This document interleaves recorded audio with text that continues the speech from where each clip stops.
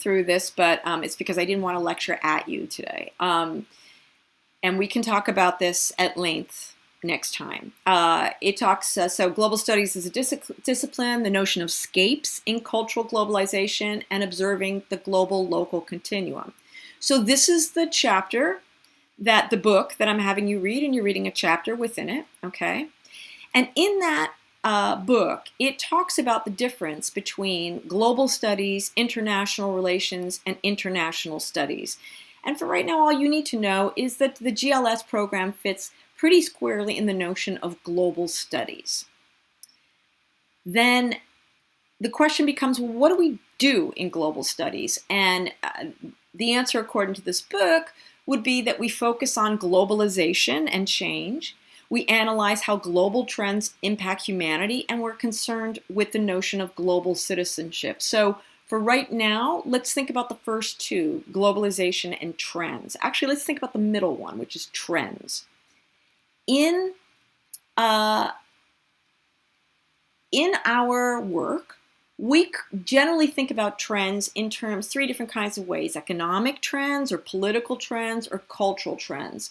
CCCP tends to focus on the cultural, and I would argue that it's almost impossible to talk about the cultural without talking about the economic and the political, just like Anthony's observation that his sort of experience on the train needs to be contextualized by talking about the different neighborhoods, by talking about history, by talking about economics, etc.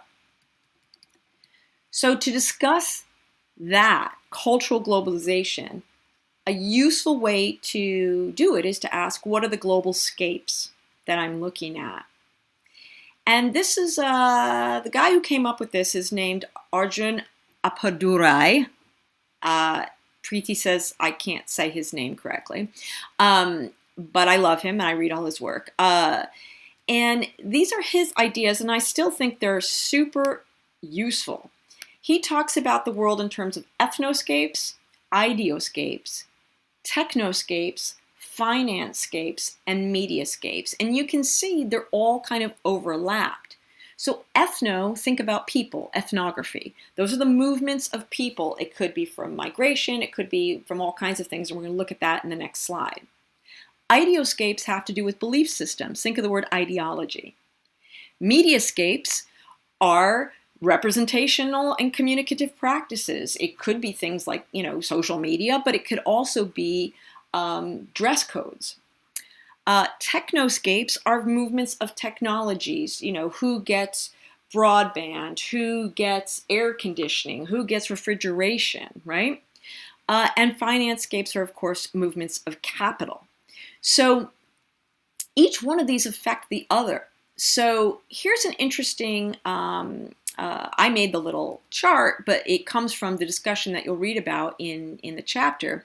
It talks about different world migration patterns that have come of late. And if you look at the word in the middle, it says choice, up toward the top. I kind of split this by who chooses to move and who doesn't. So at the very top, you have the concept of sojourner, and you guys are sojourners. These are people who are here for like a temporary stint by choice. Study abroad is the classic sojourner. But then so is working for a multinational. Then you have immigrants. Then you have all the groups of people who tend to get thought of in the sort of the migrant category, right? You've got people who are seeking temporary asylum, you've got refugees, and you've got displaced persons. And it's kind of interesting that displaced persons actually have the least amount of choice because often they are coming from places that it's not just that there was political or human-based turmoil. They're usually, there was like a fire or a drought, or there's nothing to eat, or they tend to be displaced for geological and geographical reasons. Each one of these ethnoscapes that we're looking at here creates new ideoscapes and financescapes and mediascapes and technoscapes. So when study abroad students I remember having the first Russian study abroad students back when the Iron Curtain was up, coming to Albany State. I don't know why they went to Albany State, but we had been taught that Russians were like evil. And that changed our experience. Some of you talked about intersecting as sojourners with people who were refugees, and that changes your view of them. And sometimes it can change their view of you. A lot of the resist movement on social media has been coming as a lot of a huge shock to many people in the greater Muslim world who have been told forever that the U.S. wanted nothing to do with them. It's actually quite shocking that there's, to them, to see there's a huge difference of opinion on that.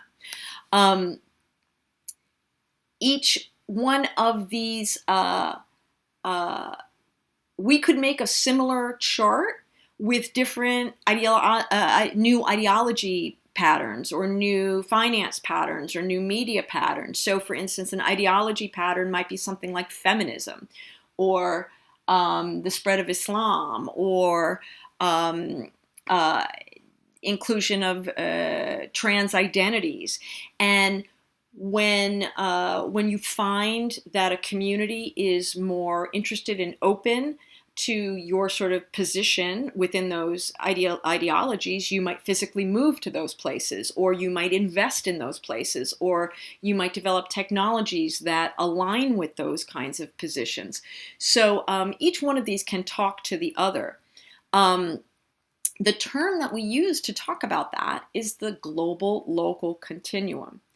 And here's one definition: the tense dynamic between local identity and global ambition. Whether we're talking about religion, art, music, football, it doesn't matter. It's that tension. So I have this thing where I say, use these ideas to deconstruct this question. This is a question I get a lot.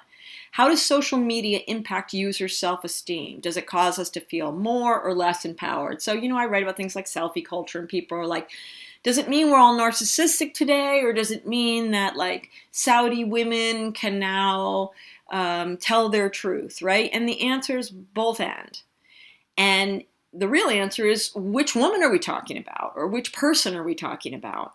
Because each one of those is being, the word is interpolated through a range of different shifting dynamics according to the scapes. So if we're talking about self-esteem, I've got this on the left side. We have things like gender-based identification and interpolation. Of course, that might depend on where you're living or what words are available to describe where you are on a gender continuum. Same thing with racial identification and interpolation. But we can also talk about the self in terms of ideoscapes. So say social discourses about what's appropriate emotionally or healthy in terms of body size or whatever. We could talk about things like class-based identifications that may very well tie to things like finance-scapes and technoscapes. Institutional treatment is always about technology. And then on the other side of it, the social media side, the right side, look at all these different elements. You've got issues about corporate control and technical control and state control and platform norms. Each one of these things intersects into these scapes and needs to be considered when you're talking in a global sense about what people's experiences are. So for your assignment, you don't need to know every one of those things, but you do need to think about the case studies that interest you and talk about how you see them fanning out with regard to some of these issues. So, you see this about the collision of, say, ideoscapes and technoscapes or whatever.